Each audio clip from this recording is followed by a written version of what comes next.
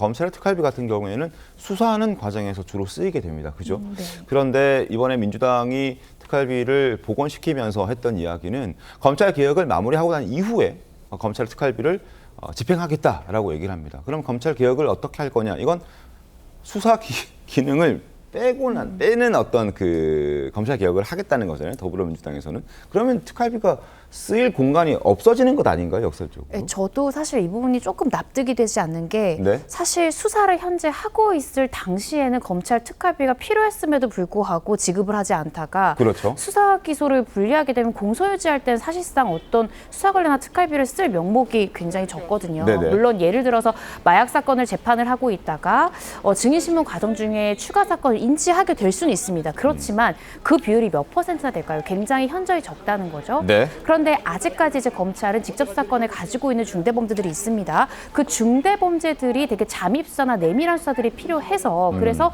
검찰에서 특활비가 필요하다라는 거였는데 사실 1년에 원래 검찰에 배정의 특활비가 80억이잖아요. 네. 그중에 지금 40억을 배치하겠다는 것은 하반기에 쓰일 금액 40억. 그러니까 이전에 검찰 특활비를 그대로 복원하겠다는 거나 마찬가지라는 맞습니다. 말이죠. 그런데 수사의 기능을 아예 없앤다면 그 특활비를 어떠한 명목으로 지급하는 것인가? 오히려 이전에는 그 특활비가 검찰의 쌈짓돈이 아니냐, 어떻게 증빙할 거냐, 이런 걸 소위 어떤 유흥주점의 비용이 아니냐라고 이제 굉장히 거센 비판을 하기도 했었는데 수사 기능을 빼는 이 검찰 개혁을 추진하면서 이 수사에 쓰일 특활비를 이전과 같은 양의 그 비용을 다시 복원시킨다라는 것은 받아들이는 이 평검사들 입장에서는 네. 이게 어떠한 연유로 복원이 되는 것인가가 의문이 될 수밖에 없고요. 현실적으로 지난 정부 때 이 특활비가 지급이 되지 않았을 때 일선 네. 검사님들이 압수수색 갈 때 다 자신의 사비로 수사관들한테 지급을 했어요.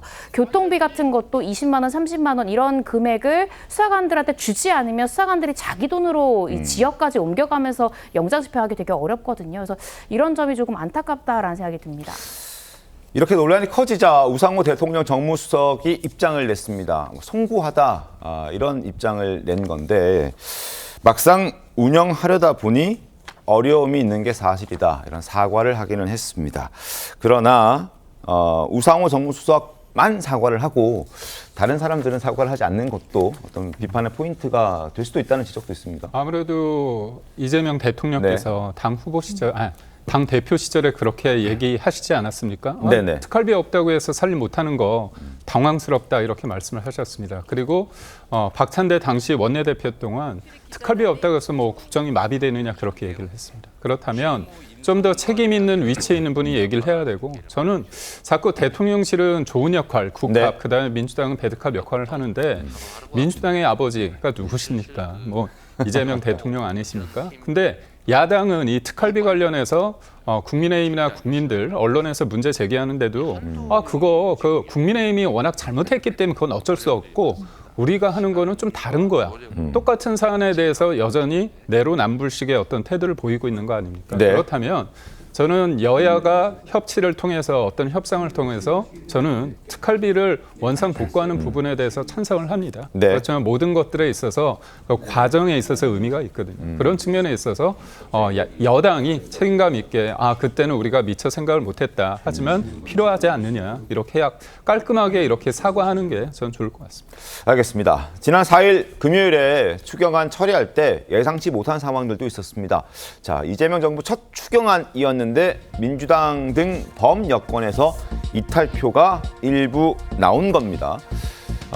보시죠. 추경안, 검찰 특활비 복원을 포함한 이 추경안에 지금 김용민, 민영배, 김용태, 장경태 의원이죠. 장경태 의원을 포함해서 기권표가 11명이 나왔다. 11표가 나왔다라는 겁니다. 이 부분을 좀 저희가 한번 짚어볼 예정인데요. 일단 조국혁신당의 황운하 의원은 정권이 바뀌니 검찰이 충성스러운 사냥개로 바뀐 거냐며 직격했습니다. 그 목소리부터 들어보시죠. 소관 상임위인 법사위에서 증액되지도 않은 특활비가 예결위에서 어떤 경위로 증액되었는지 궁금합니다. 정권이 바뀌었으니 검찰의 칼도 정의로운 칼로 바뀌었습니까? 검찰이 충성스러운 사냥개가 될 것이라는 믿음이 생겼습니까? 자, 문재인 정부 때 검수완박을 주도하면서 꼼수 탈당 논란까지 일으켰던 민영배 의원도 거칠게 비판했습니다. 내란 검찰에 다시 먹이를 줄 수 없다. 검찰 특활비는 미친 X에게 다시 먹이를 주는 격이다라고 비판의 목소리가 당 내에서도 굉장히 많이 나왔고, 저것 때문에 본회의를 계속 시간을 늦춰가면서 회의가 지연되는 그런 상황까지 벌어지기도 했었습니다. 왜 그런 겁니까, 장은진 변호사님? 아무래도 이제 뭐 대통령실 특활비라든지 관련 특활비에 대해서 편성을 새로 하게 되면서 검찰 특활비도 같이 들어간 부분들이 있죠. 이 부분에 대해서는 검찰 개혁이라는 방향성과 과연 맞는 것인가에 대해서 의원들의 좀 이견이 있었던 것도 분명한 것 같습니다. 특히 앞서서도 이야기가 나왔지만 결국 검찰 개혁이라는 것은 수사권과 기소권을 분리하는 것인데, 그렇다면 검찰에게 수사권이 남아있지 않음에도 특활비를 그대로 두거나 편성할 이유가 없지 않겠느냐라는 것이 좀 본질적인 취지가 아니었나라는 생각이 듭니다. 특히나 검찰 개혁이라는 방향 자체가 이제 국민적인 공감대도 있고 시대적인 사명이다라고 생각한다라고 한다면, 결국에는 이 검찰 개혁과 맞물려서는 검찰 특활비를 다시 부활하거나 편성하는 것 자체가 논리 모순이다라는 지적도 분명히 있었던 것으로 보이는데요.